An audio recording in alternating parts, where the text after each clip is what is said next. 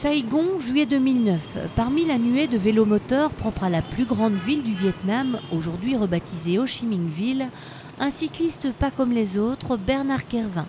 Il y a 15 ans, avec sa famille, il a pris un aller simple pour ce pays en devenir, avec un objectif, contribuer à lutter contre la grande pauvreté qui touche encore une personne sur 10 au Vietnam, soit près de 10 millions de personnes. Quand on est parti d'Europe, on s'est dit on veut vraiment travailler patiemment, dans la durée, pour faire du solide. Hein. Comme disait quelqu'un, ce que l'on prend le temps de bien faire dure aussi, hein, c'est du durable. Voilà. Donc on a pris vraiment le temps qu'il fallait pour bien appréhender les besoins des populations, ce que les populations voulaient faire, ce dont les plus pauvres avaient vraiment le plus besoin. Et donc si ça prend un an, ça prend un an, ça en prend 3, ça en prend 3.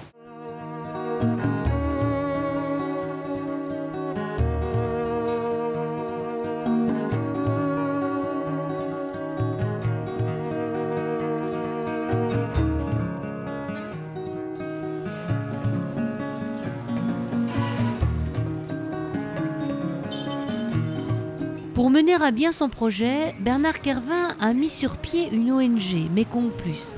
Aujourd'hui, cette association emploie plus de 200 Vietnamiens et est active dans plus de 500 villages dans le sud du Vietnam. Comment Mekong Plus a su tisser une telle toile de solidarité? C'est ce que nous allons découvrir dans ce reportage.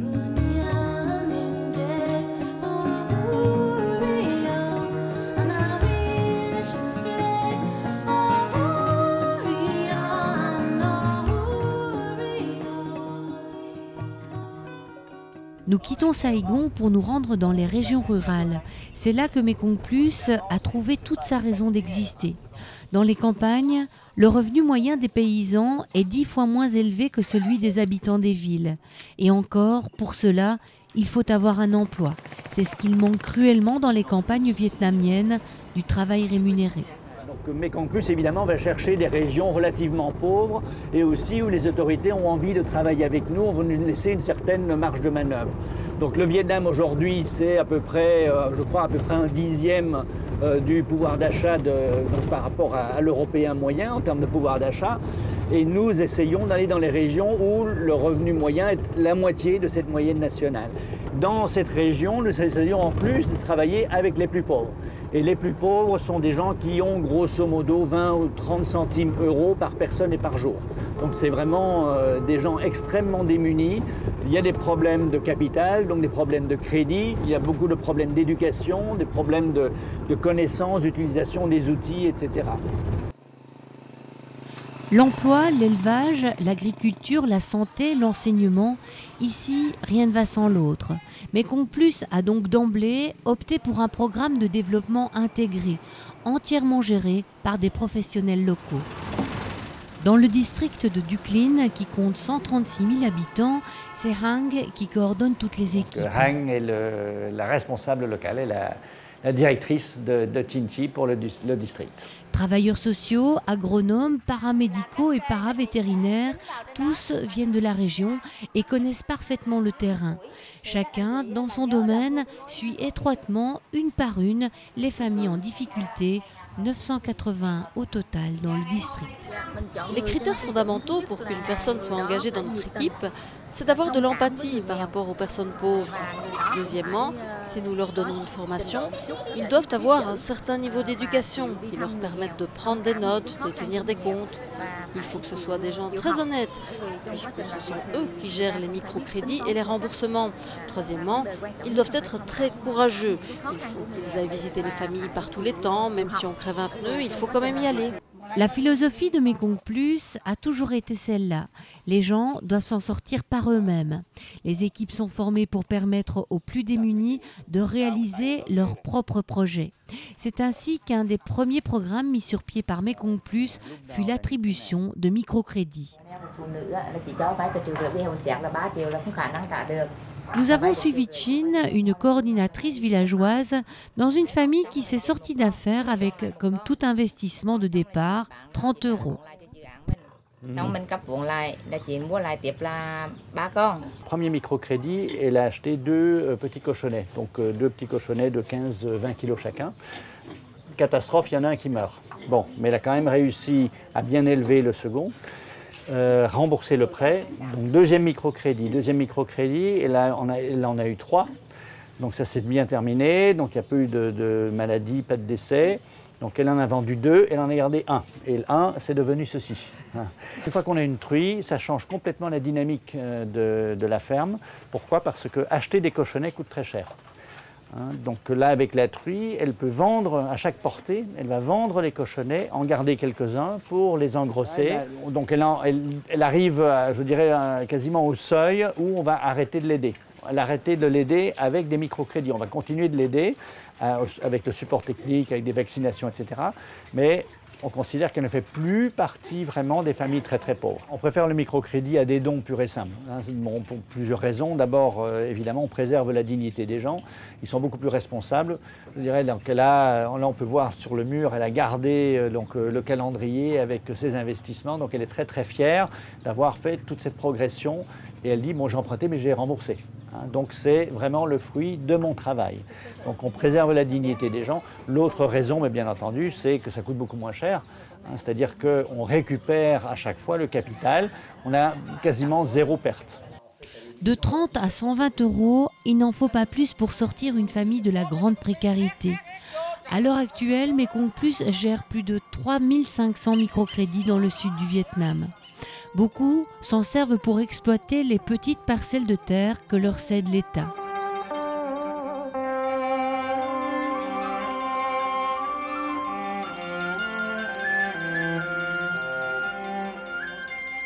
Madame Yang a choisi de se lancer dans la culture du poivre noir. Nous la retrouvons hissée sur une haute échelle, entretenant avec le plus grand soin ses longues lianes. Nous avons rendez-vous avec les 2 agronomes qui ont suivi son projet.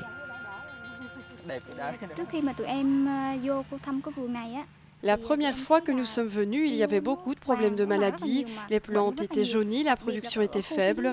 On lui a donné des conseils sur la manière de cultiver avec des engrais naturels. Le rendement a très vite augmenté, maintenant elle récolte près de 150 kg par an. C'est vraiment devenu une experte. Et comme quand ça marche bien, alors bien sûr on organise de nouveau un séminaire, fait venir les autres paysans pour qu'ils viennent discuter directement avec elle. Parce que si c'est nous, ONG, si c'est Mekong Plus qui parle, bon, ça n'a qu'une valeur assez relative, parce que nous on n'est pas des paysans, on ne dépend pas du poivre pour vivre.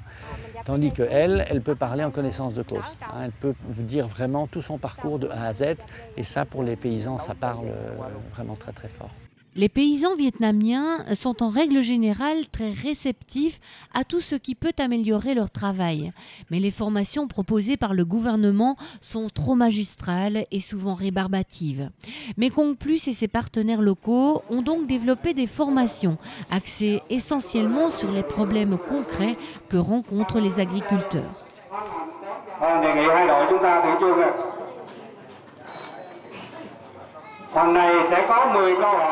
Nous sommes dans la salle communale de Duc Han, où règne une ambiance électrique.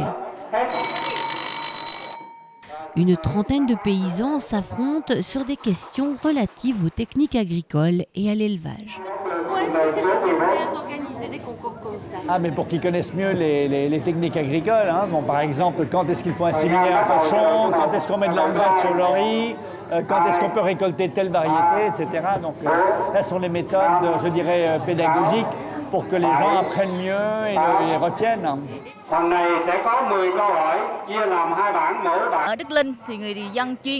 Ici, 90% des gens sont cultivateurs ou éleveurs.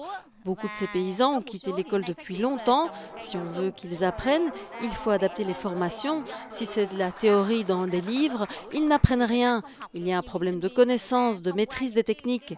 Souvent, les cultures sont dévastées par des épidémies parce que les agriculteurs n'ont pas pris le minimum de précautions. On apprend vraiment énormément lors de ces formations et de ces séminaires. Je crois que s'il n'y avait pas des organisations comme celle-ci pour les organiser, on aurait vraiment beaucoup de problèmes parce que souvent, on ne sait pas quoi faire. Si les équipes de Mekong Plus se sont petit à petit spécialisées dans les formations destinées aux adultes, l'enseignement des plus jeunes fait également partie de leurs priorités. L'éducation est une obligation pour tous les enfants vietnamiens, une obligation coûteuse qui ne tient pas compte des revenus de chacun. Pour certaines familles, envoyer un enfant à l'école équivaut au budget familial d'un mois.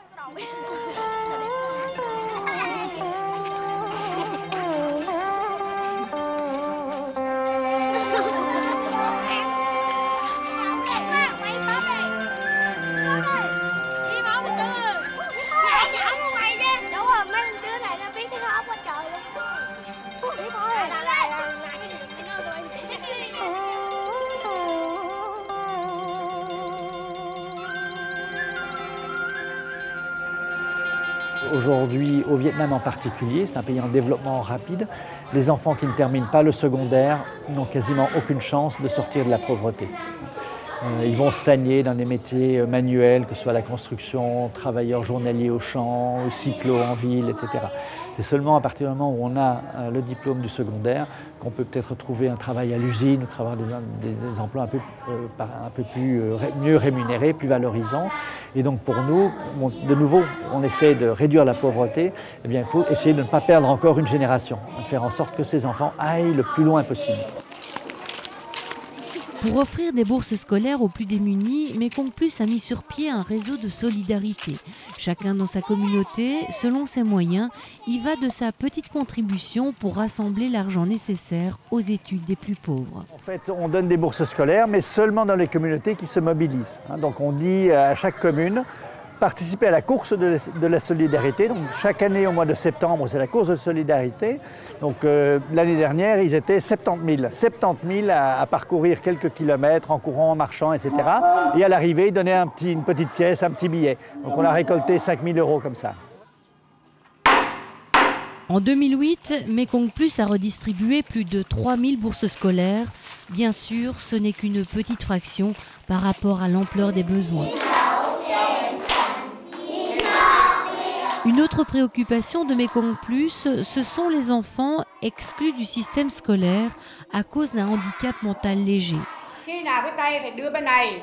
Par peur des moqueries ou des mauvais traitements, démunis face au handicap de leur enfant, sans un sou pour payer un traitement ou même une visite chez le médecin, très souvent les familles de ces enfants différents se replient sur elles-mêmes et s'enfoncent dans les difficultés. Il y a une politique gouvernementale de l'éducation inclusive, c'est-à-dire de ne pas mettre les enfants handicapés dans des écoles spéciales, de les isoler.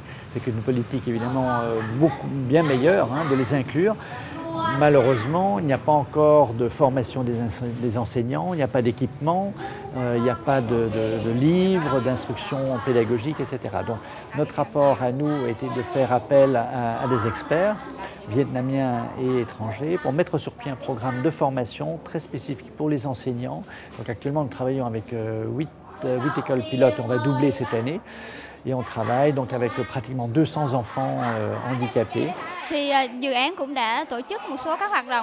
Nous formons les enseignants pour qu'ils comprennent mieux les enfants déficients, pour qu'ils puissent s'adapter à leur comportement. Nous leur apprenons à créer eux-mêmes des outils pédagogiques adaptés. Ici, par exemple, nous sommes dans ce que nous appelons la Happy Room. C'est une classe spécialement conçue pour organiser des activités pour les enfants différents. Tập về các hoạt động về giờ cùng nhau múa xung quanh vòng 2, 3.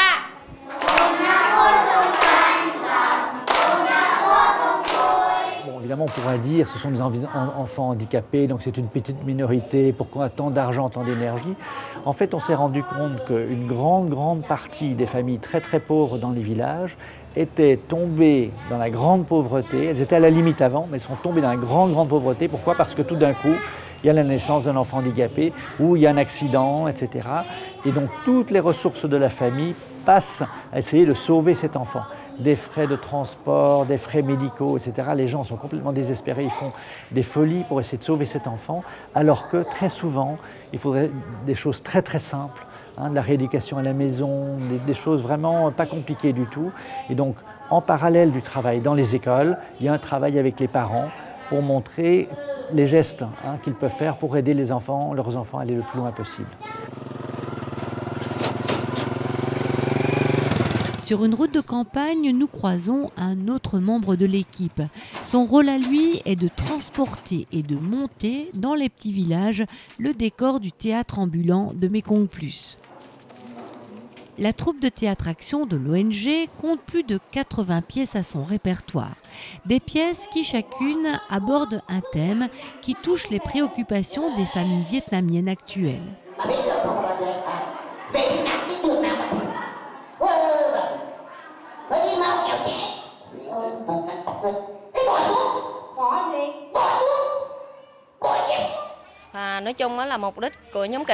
Notre troupe de théâtre a pour mission de faire évoluer les comportements. À travers les spectacles, les gens voient les aberrations, ils se reconnaissent et souvent ils rigolent. Ils se rendent compte que leurs comportements doivent changer. Nous abordons des thèmes comme l'alcoolisme, la cigarette, le contrôle des naissances, le handicap. Nous essayons que les pièces soient amusantes, comme ça les gens participent.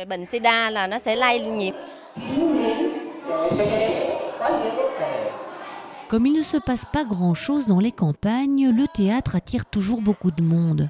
Une bonne occasion pour Lynn, l'infirmière de Mekong Plus, de diffuser son programme de prévention santé. Aujourd'hui, elle s'adresse principalement aux femmes présentes dans la salle. Elle leur explique les différents stades de la fièvre et quels sont les gestes essentiels à pratiquer dans ces cas-là.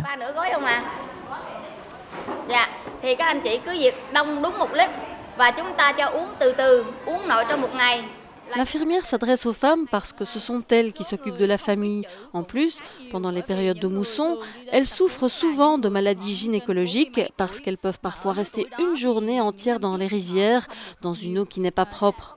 En ce moment, il y a aussi beaucoup de fièvres qui sont dues aux piqûres de moustiques, malaria, dengue. Aujourd'hui, Lynn a aussi parlé de la malnutrition. Le fondement de Mekong Plus est la solidarité. Alors quand un projet qui marche bien peut aider à en financer un autre, c'est une victoire pour l'ONG. C'est dans cette optique que Mekong Plus soutient des entreprises locales, des projets générateurs d'emplois et même de bénéfices.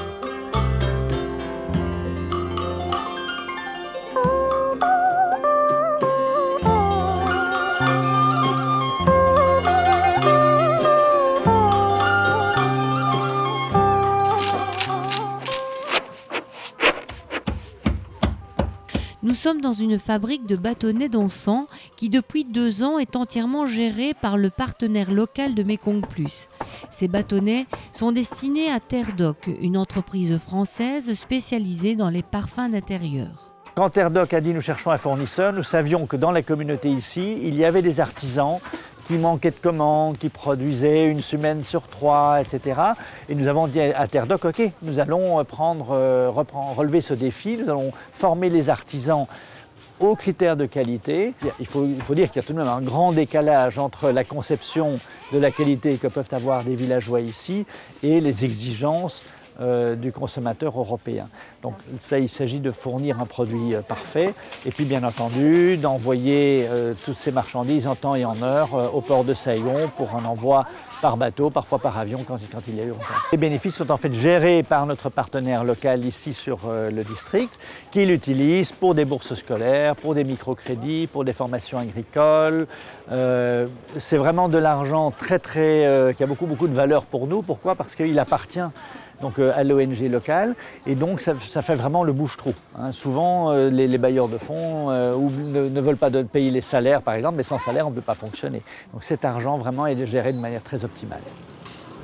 Créer des emplois qualifiés dans des conditions dignes, générer des bénéfices pour les réinvestir dans toute la communauté, une autre réalisation qui rassemble à elle seule tous les maillons de cette chaîne est la fabrique de quilts, un projet qui permet à Mekong Plus d'autofinancer plus ou moins 20% de son programme.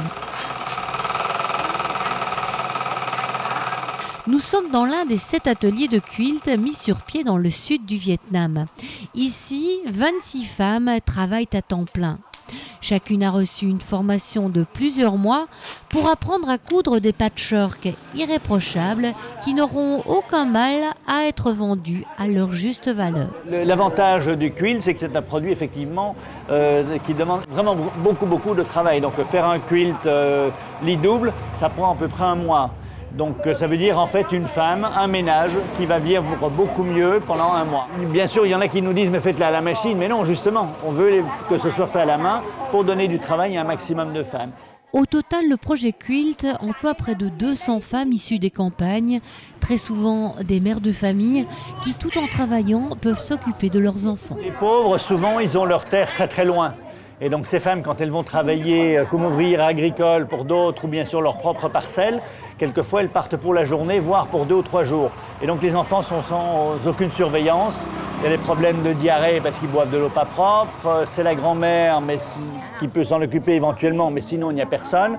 Donc, tandis qu'ici, il y a vraiment, je veux dire, elles sont à l'atelier, mais les enfants sont tout près. Il y en a qui gagnent jusque plus de 100 € par mois, ce qui est vraiment un revenu très très très bon. Si on considère que en fait, des gens très pauvres comme ces femmes vont sur le mois peut-être gagner 25, 30 ou 40 € comme ouvriers agricoles, mais c'est saisonnier. Certains mois, ils ne vont pas avoir de travail, d'autres mois, ils vont en avoir un peu plus. En fait, l'objectif, c'est le développement communautaire, donner du travail aux femmes, mais aussi ne pas créer des petits groupes de privilégiés, puisque tout de même 200 femmes dans un district énorme comme celui-ci, c'est très très peu. Donc les bénéfices du magasin reviennent pour le développement de tout le village. Nous sommes de retour à Saïgon, dans les beaux quartiers de la capitale économique du pays. C'est ici qu'est vendu le fruit du travail des quilteuses, une très belle vitrine qui témoigne du dynamisme de toute une communauté. Ici, on est dans le centre de Saïgon avec des loyers absolument exorbitants, plus chers qu'à Bruxelles. Donc il faut bien comprendre l'investissement que cela représente, mais c'est un très bon investissement. Ce sont des produits tout de même de qualité. Je veux dire, les quilts que nous vendons ici, peut-être 100 ou 150 €, se vendent 4 ou 5 fois plus cher aux États-Unis ou en Australie. Donc c'est la même qualité. Et donc la philosophie du projet, c'est de toujours travailler vraiment avec un très très bon critère de qualité. Quand on vend des quilts et que ce sont des quilts vendus à une clientèle qui est tout de même fortunée et qui vise la qualité, bien évidemment, il faut avoir un magasin dans les bons quartiers, il faut que ce soit très très bien décoré. Bref, je crois qu'il faut être professionnel tout le temps. La vraie beauté de ce programme, c'est qu'on fait des produits donc, de très très haute qualité et ça génère des bénéfices. Ça crée des emplois, mais en plus, ça génère des bénéfices. Donc sur chaque magasin, si on vend par exemple un quilt à 150 €, il y a 50 € qui repartent au village pour financer des bourses scolaires, des microcrédits, des formations, etc. Et là, ce n'est pas seulement pour les quilteuses, c'est pour toute la communauté. Et c'est ce que nous aimons beaucoup, c'est toujours cette notion de développement communautaire, c'est de renforcer la solidarité, faire en sorte que les gens participent, mais que toute la communauté bénéficie aussi de ce travail. Cette volonté de réussir avec les populations locales à améliorer le sort des plus démunis n'aurait aucune chance d'aboutir sans la solidarité de l'autre bout du monde. C'est ainsi qu'à l'exemple des projets vietnamiens, le dynamisme s'est propagé dans notre pays et que les initiatives se multiplient pour récolter des fonds. De son côté, forte de son expérience au Vietnam, qui touche aujourd'hui près de 170 000 personnes, Mekong Plus s'est lancé dans une aventure parallèle, celle du Cambodge, un autre défi d'une autre ampleur tant la misère y est plus sévère encore qu'au Vietnam. Mais là aussi, l'objectif est identique, que les gens puissent dire en constatant leur réussite « nous l'avons fait nous-mêmes ».